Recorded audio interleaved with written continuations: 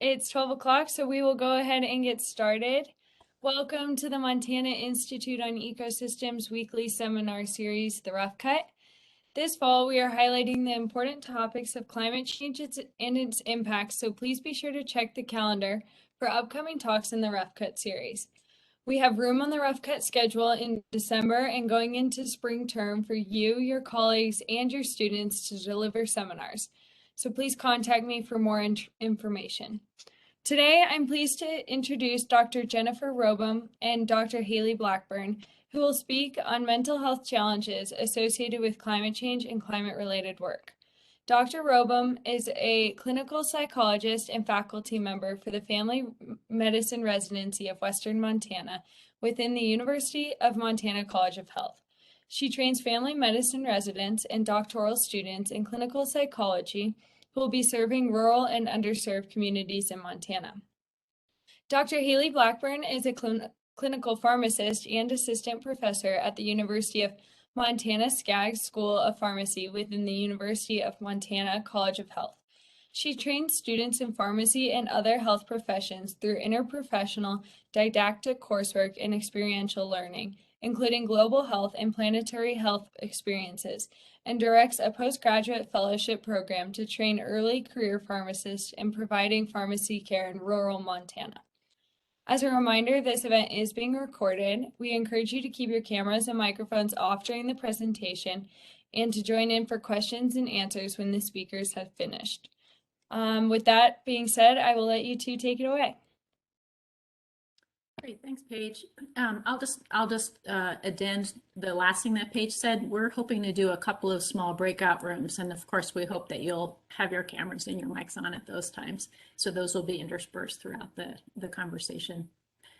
So good afternoon, everybody. Like Paige said, I'm Jen Robohm, and my colleague is Hayley, and I wanted to just start with a little bit about us in terms of climate change, and that is that both Hayley and I have been doing a number of talks and presentations specifically around the health and mental health impacts of climate change for a number of years now.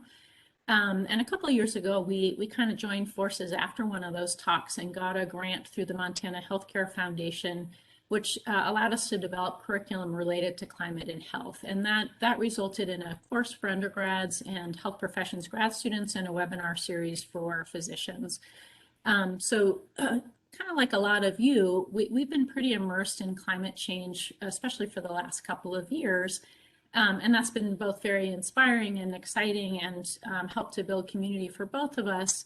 And it's come with some challenges. And I'll say, speaking for myself, I think one of the things that's been most profound is as I've spent more time engaged around climate change and watch our world leaders not work with a sense of urgency that I would like, there are times where I feel a lot of despair and anxiety around that. And I know I'm not alone because Hayley and I talk about it pretty regularly. Our guess is some of you are not alone in that as either, and we're hoping to make some space just to talk about both the positives and the negatives that come with doing climate work as we move forward today. So I just wanted to say, we've had a ton of research, and some of you have done it in terms of climate change. We're very appreciative. It's only in recent years that we've really started to talk about some of the mental health impacts that are associated with climate change. And there's been even less attention to the emotional well-being of what I'm going to call climate professionals. So I'm guessing if you're attending this, you're engaged in climate work in one way or another, and it's a piece of what you do. And it probably takes up, again, a fair amount of your professional and personal energy and time. We think it's important to address the emotional health of folks who are engaged in the climate arena because we need to keep doing this work and we need to be able to sustain ourselves for the long haul. So I think it's important to be talking about this. We will be focusing mostly on some of the adverse impacts today, but we want to make sure that there's space for talking about the positives too. I just think it's important not to ignore the challenges of some of this work. And part of what we'll be talking about today are some models that we use in the health professions in terms of burnout and vicarious traumatization, because we think they have relevance for climate professionals as well. On to you, Hayley. So our objectives today, we're going to just start off by reviewing what we know about more generally the mental health impacts associated with climate change in the general population, and then focus a little bit more on how climate change professionals more specifically might be at additional risk due to the nature of the work and how that might take a toll on mental health overall. And then finally, wrap up with some personal and workplace strategies to promote resilience among climate change professionals and kind of mitigate the adverse impacts on your mental health as much as possible. So we're going to try a poll question. So if I remember right, Paige, this is where I stop sharing. Yes. Okay.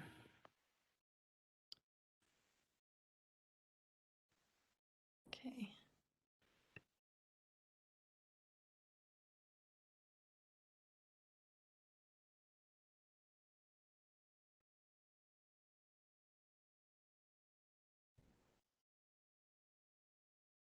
Huh. Okay, can anyone see the poll questions? Yeah, I, I'm in it, Paige, and it's taking answers. Oh, great. In a panel that shows up below your participant list, so if for some reason you don't have that panel open, that might be why you don't see it.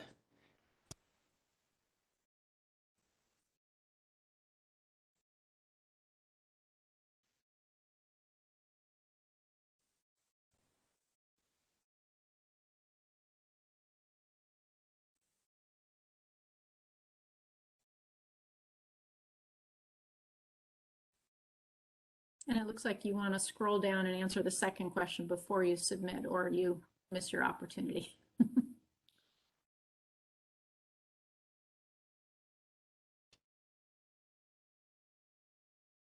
Can you see, Paige, if folks are responding or how many have responded? Yeah, it looks like 20 out of 24 people have responded. Okay. So maybe we'll give folks just a few more seconds and we'll see what we got.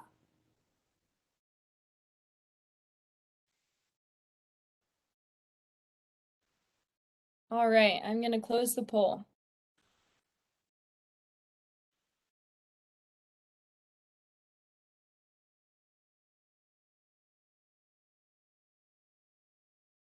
And then are we supposed to be able to see the answers? Yeah, it has a countdown going right now.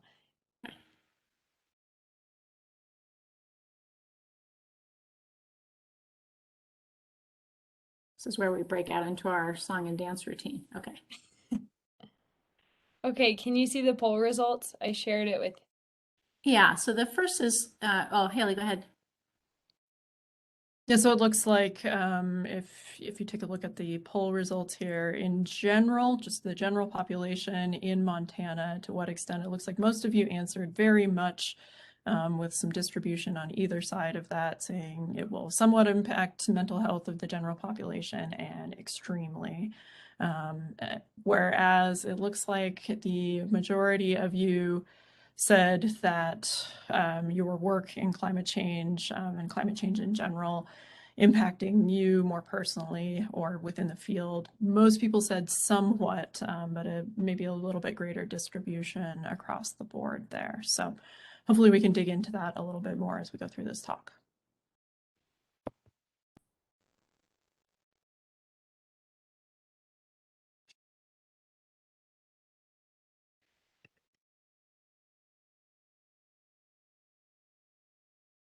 So I'm just going to spend a few minutes talking about the mental health impacts more broadly, and again, speaking for the general population, but of course we're in it. And I really think of them in kind of three bucket areas. So one is impacts from climate-related disasters or extreme events. So more acute impacts from things like wildfires, hurricanes, flooding, et cetera. Second group of impacts I think about in terms of what I'd almost call slow moving disasters, or the chronic and cumulative impacts from slower or more gradual incremental changes. So things like wildfire smoke or rising temperatures, rising sea levels, drought, things like that. And then the third category I think of as indirect impacts. And these are the impacts that come really from more awareness about climate change and its impacts. And so you don't need to be in an ecosystem that's being impacted to be aware of what's happening in other parts of the world or parts of the country. And that can still impact people's mental health. And that shows up in things like existential angst or eco-anxiety. What I read on the slide here, I think is true, which is that if folks are having extreme impacts, that can really affect their quality of life and maybe more important, their ability to respond adaptively to the climate crisis. So it's one of the reasons that I really focus a lot on mental health impacts, is that I think if we're going to do well in the coming decades, we need to be as resilient as possible. Again, I just want to make a nod to the fact that some people show post-traumatic growth after difficult events and changes, and so certainly not all the impacts are negative, but again, we want to just focus on those to problem solve around them.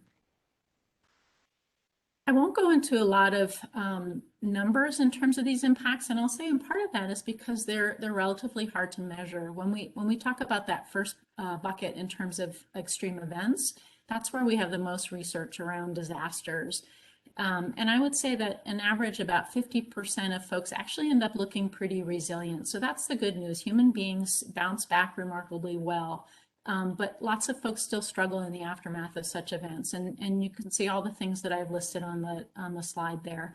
We have most of our research on PTSD and depression, but they're really pretty broad impacts. And that makes sense. Again, sometimes it's injury and trauma in the wake of just really terrifying. And then again, some of the aftermath of that in terms of displacement and lost homes and livelihoods and things like that. I do want to just stress, because I think we forget sometimes, that the kids are kind of collateral damage often in some of these disasters. And part of that is because they rely on systems and structures and stable families to do well. And so, of course, if families are really stressed or things have gone really awry, kids struggle as well. And so they're one of our really vulnerable subgroups in the aftermath of these kinds of acute events. And in the second group, and this is those slow moving disasters, we see in some ways a lot of grief and loss as people's cherished ecosystems and livelihoods change or become less sustainable with time. I'm imagining some of you are familiar with that term solastalgia, which basically means being homesick even when you're home. And that has to do, again, with if you really identify, say, with Glacier National Park and the glaciers are going away, you can have a lot of emotion related to that. These slow cumulative changes can result in family and community destabilization. And sometimes people are even displaced or feel like they have to leave their communities and move elsewhere. And so we're starting to think more about migration, even within states or within countries. And I'd be remiss if I didn't say that we have some data now that when temperatures are rising, we see more violence and aggression. So again, there are mental health impacts associated with these slower moving disasters as well. And then finally, and this is a busy slide, but we're getting more data now just around those existential or indirect impacts that come from thinking and worrying about climate change. If you look at the graph on the right-hand side, that's an American Psychiatric Association poll from 2020. And you'll see that American adults, over 40% are somewhat or very concerned about climate change. And if you look at younger ages, that number gets progressively higher. And that dovetails nicely with a hot off the presses study that's there on the left side on the top. That was looking at 10,000 kids from countries all over the world, ages 15, I think, to 24. And you can see they're really worried, and they're also really angry at adults and at politicians that they feel are not protecting their lives moving forward. I don't know how many of you are familiar with the Yale program on climate change communication, but one of their most recent studies found that 70% of Americans are now very or somewhat worried, and that's 10% higher than just last March. My guess is that this was in September. My guess is that was after this summer when we had the wildfires and storms and things, and really brought climate change home to people in a way that maybe it hadn't been up until then. And Hayley, back to you. So we, of course, want to acknowledge that everybody who is in climate-related fields and doing this climate work is a human and part of the general population and is subject to all of the impacts that Jen just reviewed. But we also recognize that people in this field are also potentially at a greater risk because they are at this intersection or really immersed in climate-related work and potentially more subject to the distress, anger, depression, all of these negative emotions associated with the work and potentially the frustrations or the energy that goes into it. And so, certainly there are also reasons that we are all in this work and that it's not all negative, but just being especially mindful, knowing that there is potentially these additional impacts and not a lot of data out there, at least at this point. So, anecdotal stuff, various websites, articles that talk about this, but not a lot of real close look at this specific population working in climate-related fields.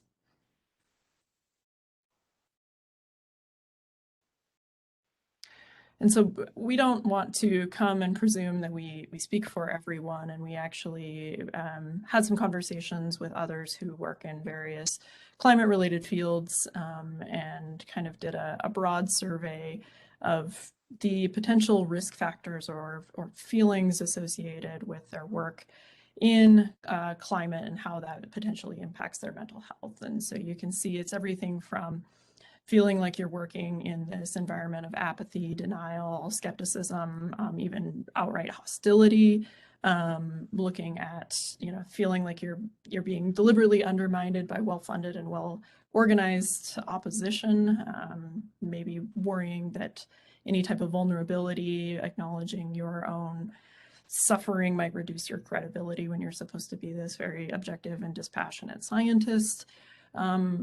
Being forced into politics, engaging with activism when really you didn't go into this to be that person. You really wanted to focus on the science. All of these other things, I won't read through all of it, but I think that some of these, you may identify with this. And I guess I would also invite, as we're trying to make this interactive, maybe for you to take a moment and reflect on this, maybe read through these and think about maybe some that aren't captured here, some of your own experiences or feelings, risk factors for negative impacts. I also would invite you to maybe think about what those positive impacts might be. Like, why are you doing this work? Whether it's whatever it is, there's a reason that we're investing in this overall. So I'd invite you to put these thoughts, these answers in the chat. I'll give you just a minute to think about it. And then we'll move into breakout rooms. But if you are willing to share, we would appreciate it. I can't see the chat. How do I see that page? Because you're presenting, I don't think you can see the chat. Okay. But I can monitor it for you and read any responses. Okay.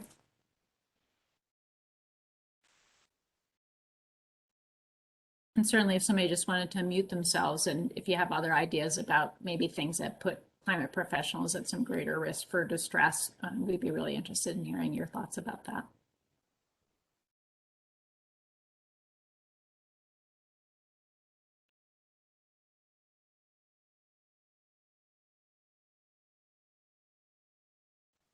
So Julia said, an indirect effect, mental health deteriorates when living among constant conflict among stakeholders who disagree about climate change mitigation.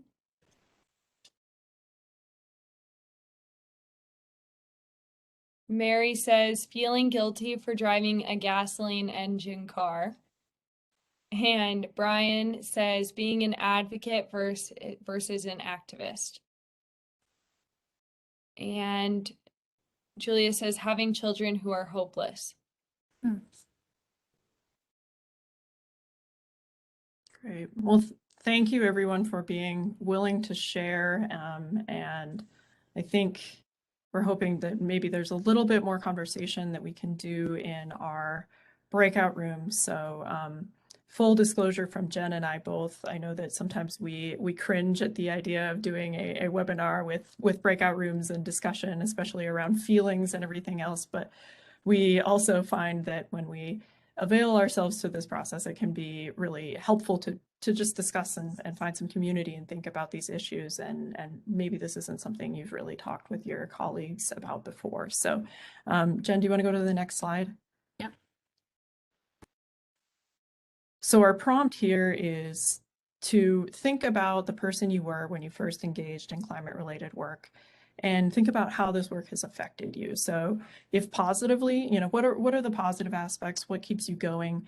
And if there are negative impacts or negative risk factors that you've shared or are just thinking about now, what are those? What has placed you at risk? And so we'll put you in the breakout rooms maybe for the next 5 minutes or so, and let you just talk about that, and then we'll reconvene, do a little bit of discussion, and then go into something that's a little bit more maybe working towards solutions. And while you're moving us, just as the director of the IOE, I want to say to the audience that this is a challenge to you to break out of your normal mode of interacting with webinars, and we're really proud that this group is pushing us to do this. So let's give it our best shot here. It's a really cool experiment. Thanks, Julia.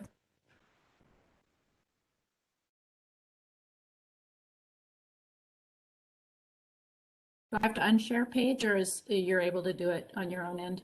I'm able to do it. I am putting people into breakout rooms. Okay. I think it's all working correctly.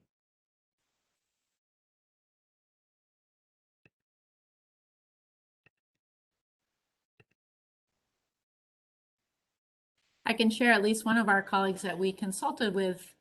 He acknowledged that, God, nobody's ever asked me this question before about how this feels, and he discovered he had a lot of feelings about it. And my guess is he may not be alone.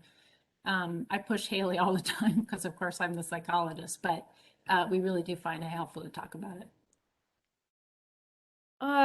So Jen and Hayley, do you want to, I have to put you manually into a room, so I'll put you each into a separate room and then I'll bounce you around maybe. Okay. Okay.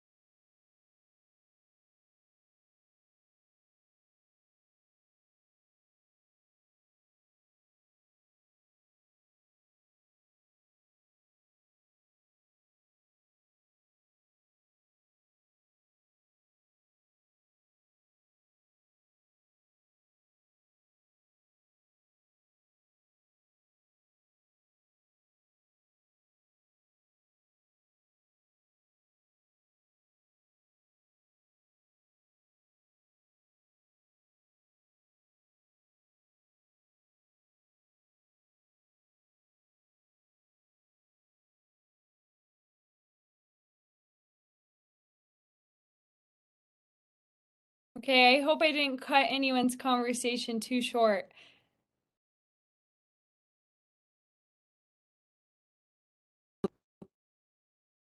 Oh, Jen, you're muted. Hopefully I'm back. You're back. I don't know if anybody in any of the groups would like to share some of what they said just with the larger group. And again, I think in the interest of a little risk taking, because I know for some of you this isn't the easiest thing to do, so we really appreciate it. And if you don't, that's fine too. But if anybody wanted to share with a larger group, that'd be awesome.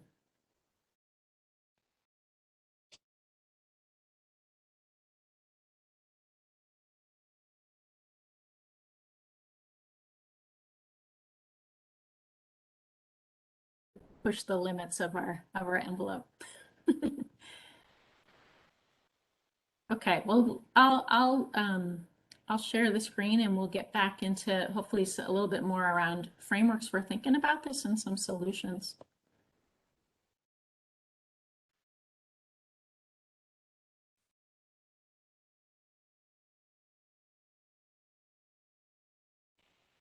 So Hayley, it's back to you. Yeah.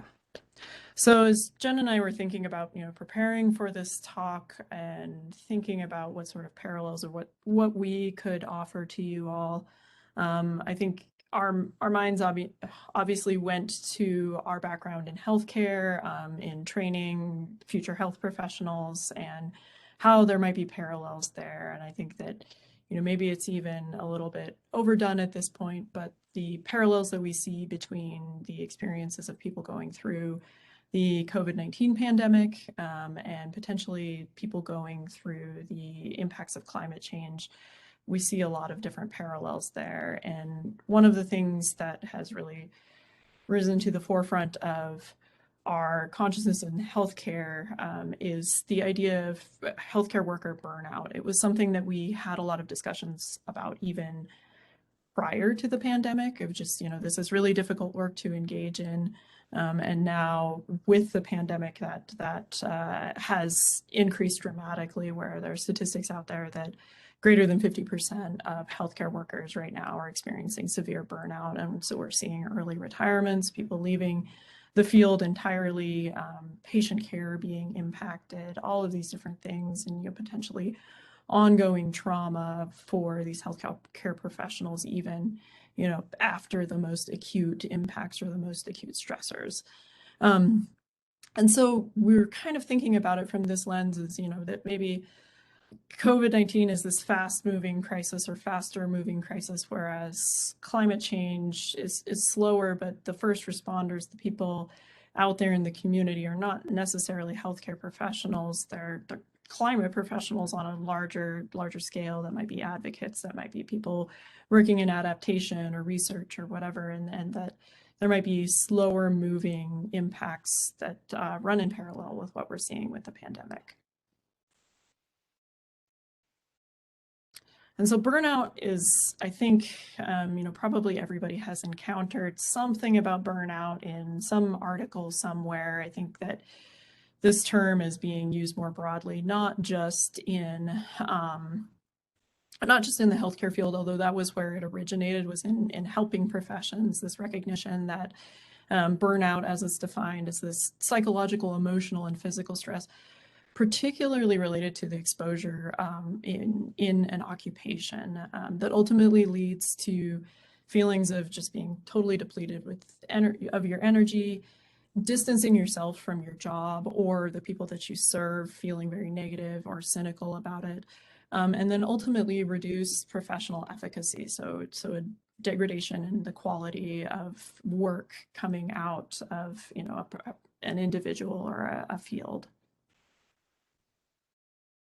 And the risk factors that we see in healthcare that I do think translate potentially to work in climate professions. So thinking about the job demands versus your individual capacity, and maybe the idea that you have a lot of pressure placed on you. The work is never done, and maybe the magnitude of the things you're being asked to do feels like it might be insurmountable. The high pressure, so the expectations or the consequences of your work feel like they have really high consequences associated with them. And maybe you're also being pushed to do things beyond what you're trained to do, or something where you're thinking, this isn't what I signed up for. The perceived lack of control is a big issue. Healthcare, and potentially in these larger systemic things where individual efforts can seem really futile. The individual agency or impact that a person might have is overridden by these systemic factors. Maybe people are feeling inadequately rewarded or recognized for their efforts, and those rewards don't necessarily have to be monetary compensation or something. Those can be both intrinsic and extrinsic rewards, and feelings of recognition, a sense of progress, all of those things under the broad category of rewards. Degradation in relationships with those that you serve. So we see that in healthcare professions where maybe there's actually even some sort of conflict or friction between patients and healthcare providers. Patients ignoring medical advice, or insisting on certain treatments, maybe being openly belligerent to their providers. And maybe that's also something that's seen as a climate professional, where you have the people that you're trying to serve or trying to help actually actively fighting against that, or not engaging with that advice. Time pressures and encroachment on personal time. We see that creep as demands increase, as there's pressure on you to maybe lose some of your personal time and become even more immersed in your work that can kind of take away from the time you have to recharge.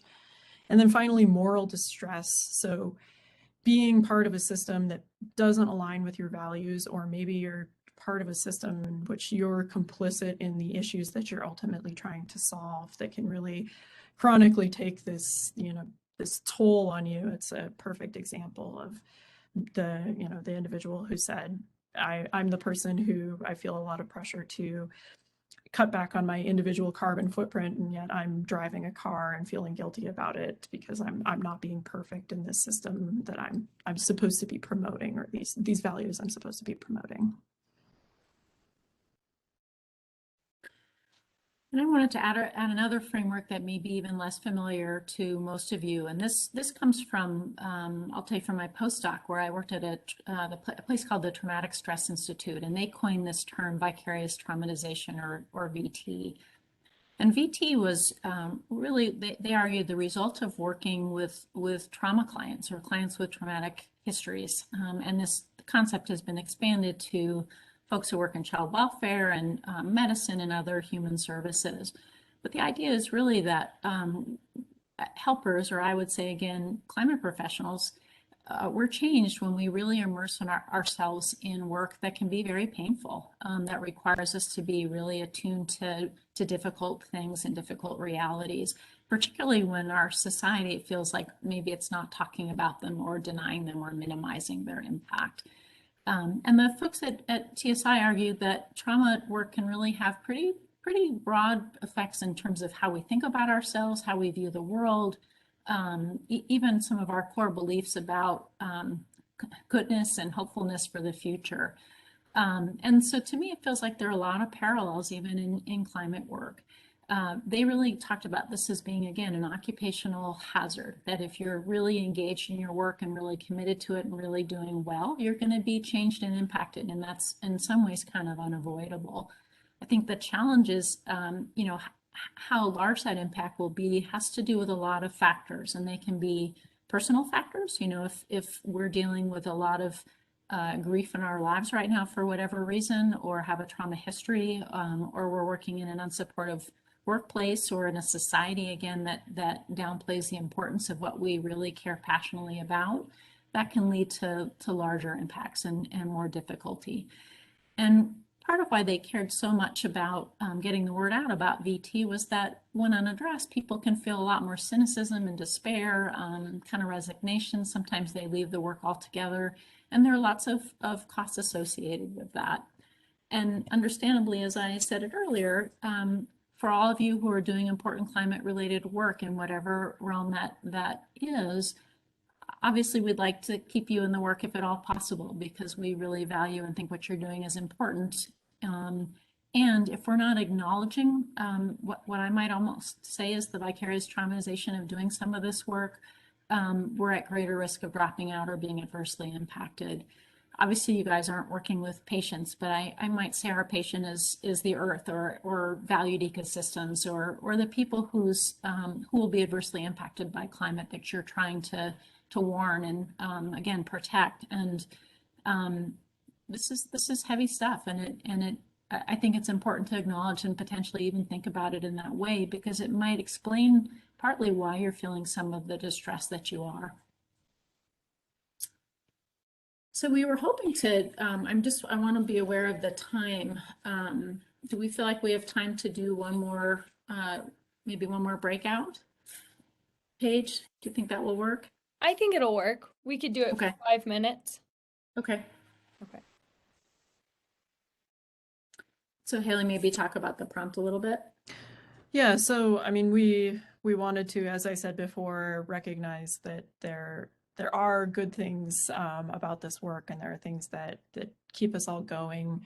And so we wanted to give you all a chance to not just engage in the bummer, the negative impacts, but think about what motivates you, makes you feel like you're fulfilled in your work or brings you joy ultimately. And if any of these things help lead to strategies that you use currently to take care of your emotional and psychological health overall. Again, appreciate it. We know that this is maybe a totally different or unexpected question to throw at you right now, but we'd love your participation and thoughts sharing with each other.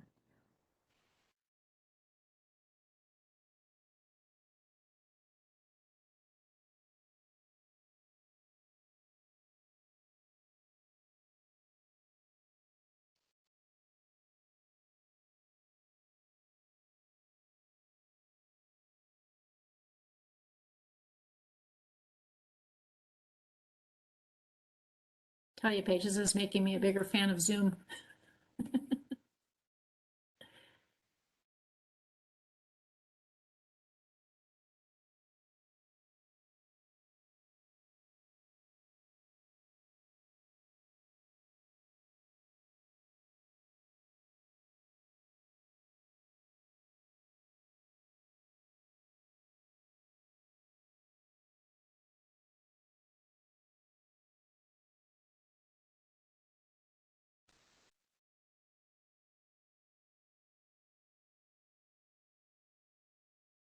Do we have Paige? Paige, are you working on it?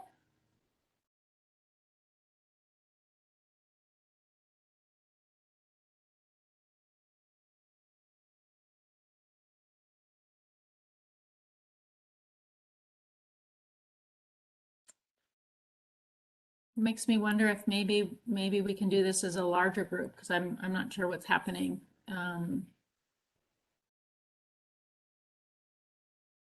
I can't see the group, so maybe I'll stop sharing.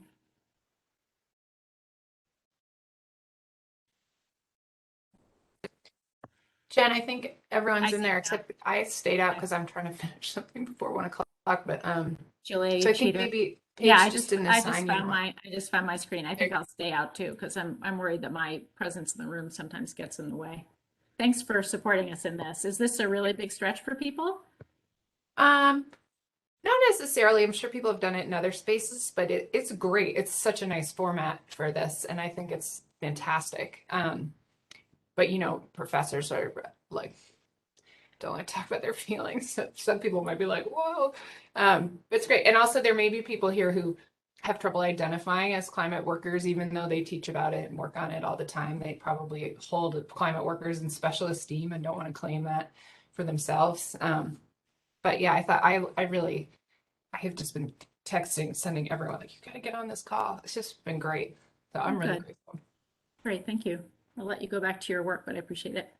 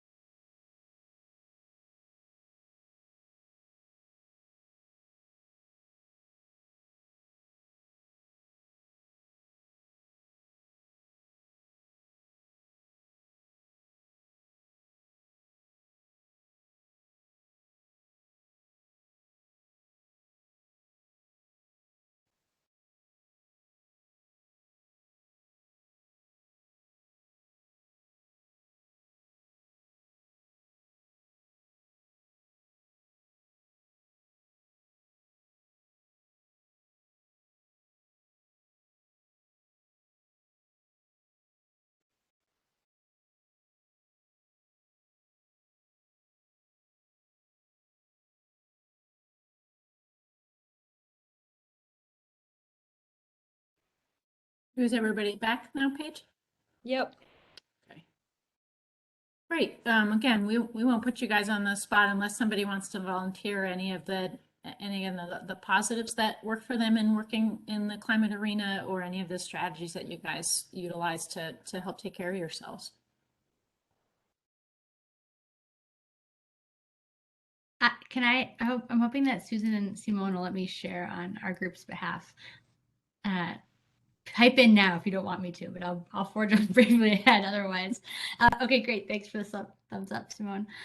We had a really fun chat about the power and healing of gardening, and just the joy that comes when you get to reap what you've sown. And we also learned about some just excellent, amazing recipes to put them, those sort of garden outputs, into use right away, and how yeah, just a lot of joy can come from that, and spending time outside, and yeah, connecting with the outside world is another really nice strategy to feel yeah, to feel joy in a time that can otherwise feel really strained and hard.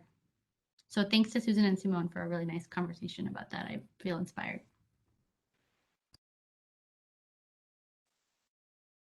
I'll just say that's one of the lovely things of talking about this stuff, is you learn from each other. And I just seeing the smile on your face, Kathleen, makes me think, yeah, it was worth kind of going there. Well, I can share back from our group if Mary Catherine and Hayley are fine with that. One of the things that we discussed was the need, the satisfaction of building connections in the places that we work, and with colleagues, that brings a sense of fulfillment that fills our cup, and also just relishing those small victories to sort of feed the motivation, and allow us to give ourselves some space to take care of ourselves, and take walks and get outside and do the things that keep us focused on that major goal while taking care of ourselves. So thanks.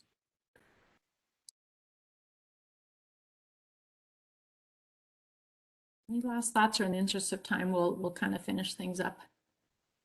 Do that. I'll share again.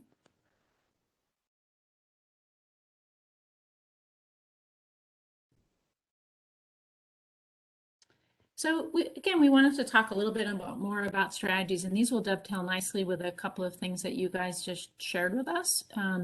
This comes from this was an old workbook that the VT folks put together, again, thinking about trauma workers, but I would argue that it's important for those of us who are, I'd say, climate first responders as well.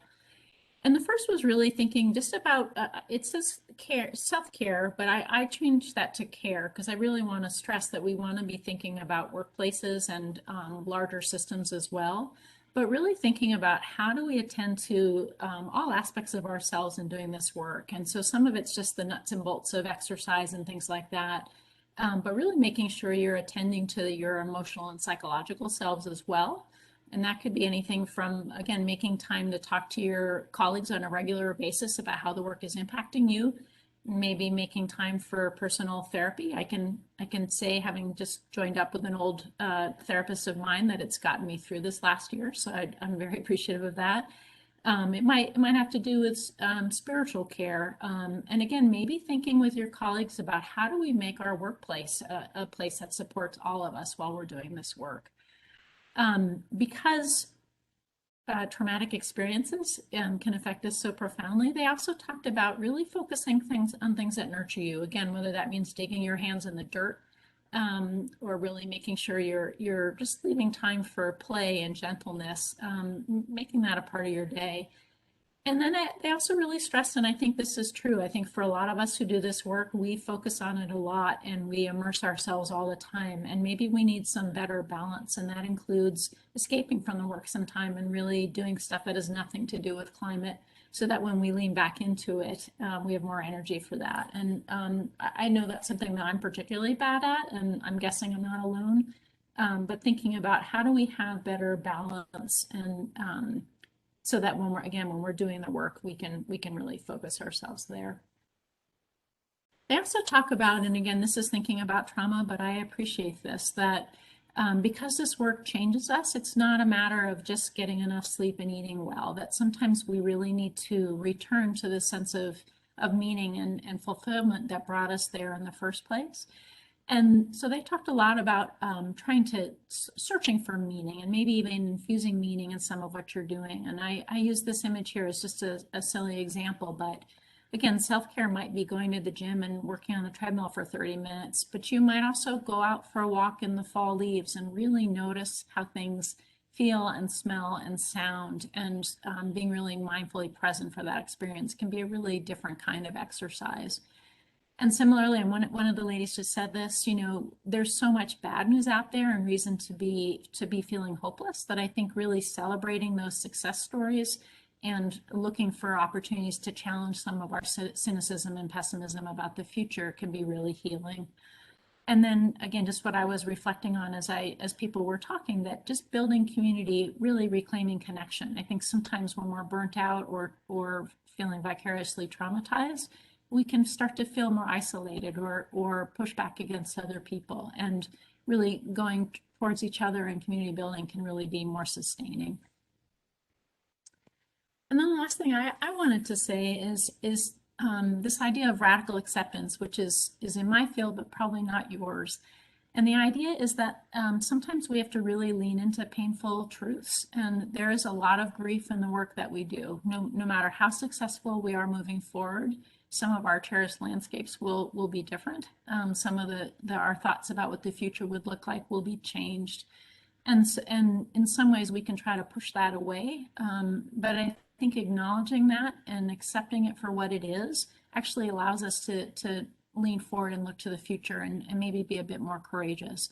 So I encourage you guys to really allow yourself some time and space to sit with the emotion that does get stirred up in you in doing this work. It's important emotion, and in some ways just being attuned to that really honors it, and then it allows us to again to keep doing this work that we're all in the good fight for.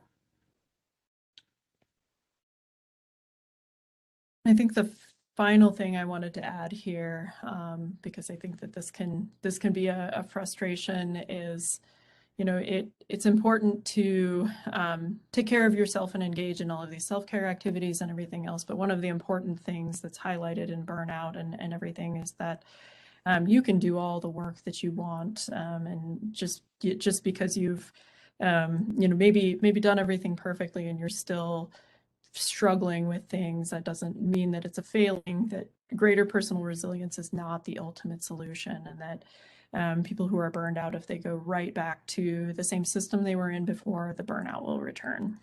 And so, you know, you're already thinking about changing systems or tackling big problems. And so this might be not to add another thing on your plate to change systems or tackle big problems, but I think sometimes we need to think about the systems and the cultures that we work within our workplaces, within our communities, and maybe how do we address those. So whether it's changing the culture around, you know, our stoicism and our inability maybe to talk about these issues or just be more open and vulnerable with each other, you know, finding that there might be opportunities to shift some of the demands and priorities to work that feels more meaningful, better alignment of values, certain structures that might like foster more social connection with colleagues or you know, across the overall field. All of these things, you know, from a systemic standpoint, thinking about this and knowing that it's not just on you as an individual to address these things, but whatever you can do to advocate for this. And I think that, as I said, adding on another task to do some sort of systemic change might feel overwhelming, but it might also be the foundation that's needed in order for people to sustain this work overall, is to work on the system first as a foundation and an environment that people can then, you know, go for the long haul, making sure that there are oxygen masks available for you to put on in the first place. And so I guess we'll wrap up here.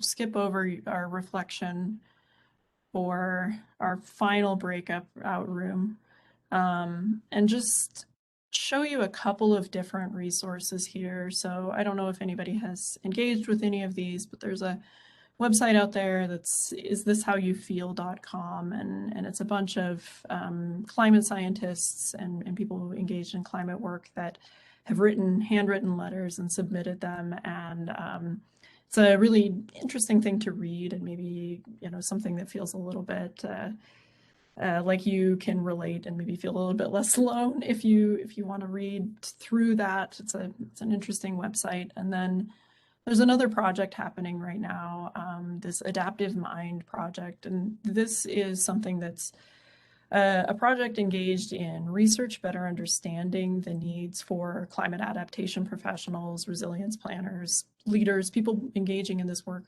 What is it that they need for improved psychological resilience in order to engage in this work, and then actually acting on that research to build programs and have trainings and workshops and build networks and everything else. So this is an ongoing project that I recommend you check out if you're interested in this. It's 1 o'clock, so happy to stick around for a minute, but I know that people have to leave. So thank you so much for sitting with